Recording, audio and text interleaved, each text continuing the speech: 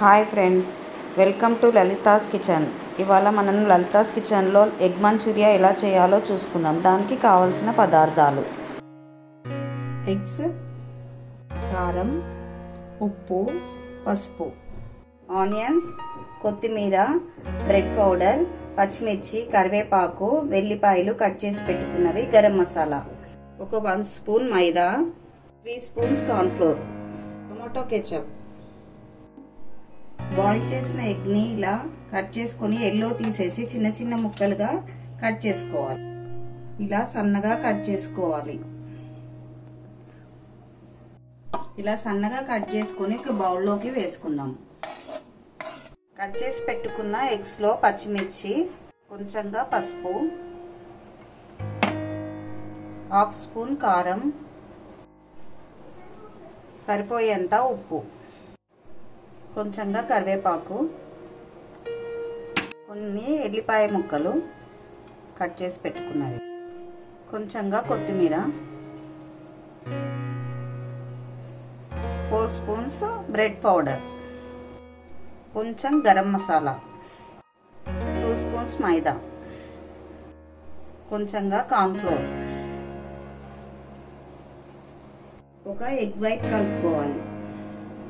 Egg white వేసుకొని మంచిగా కలుపుకోవాలి.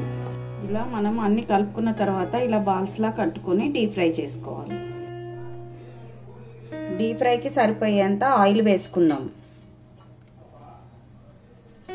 మనం చేసుకున్న బాల్స్ ని లో ఫ్లేమ్ లో పెట్టి మనం వేయించుకుందాం.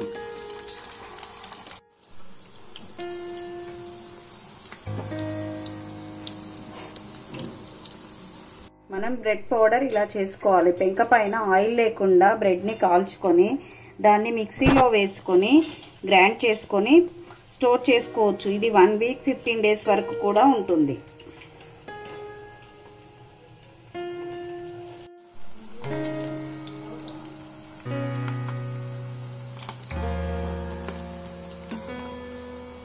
ఇలా గోల్డెన్ బ్రౌన్ కలర్ వచ్చిన తర్వాత మనం ఇవి తీసేసుకోవాలి. చూడండి ఎలా వచ్చాయో.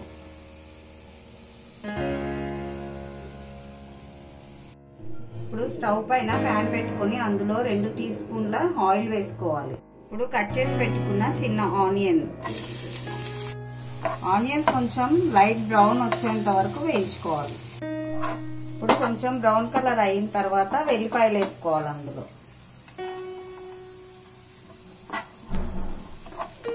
కొంచెం దాంట్లో కరివేపాకు,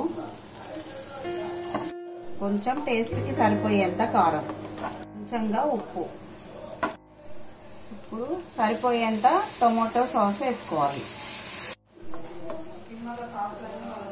ఇలా కొంచెం వేగిన తర్వాత మనం ముందుగా చేసి పెట్టి ఉంచుకున్న ఎగ్ బాల్స్ ని ఇందులో వేసుకొని కలుపుకోవాలి.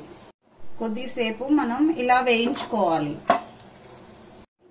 ఎమ్మి ఎగ్ మంచూరియా రెడీ అయింది. మీకు కనుక ఈ వీడియో కనుక నచ్చినట్లయితే ఇలాంటి రెసిపీస్ ఇంకా కావాలంటే లైక్ చేయండి, షేర్ చేయండి, సబ్స్క్రైబ్ చేసుకోండి.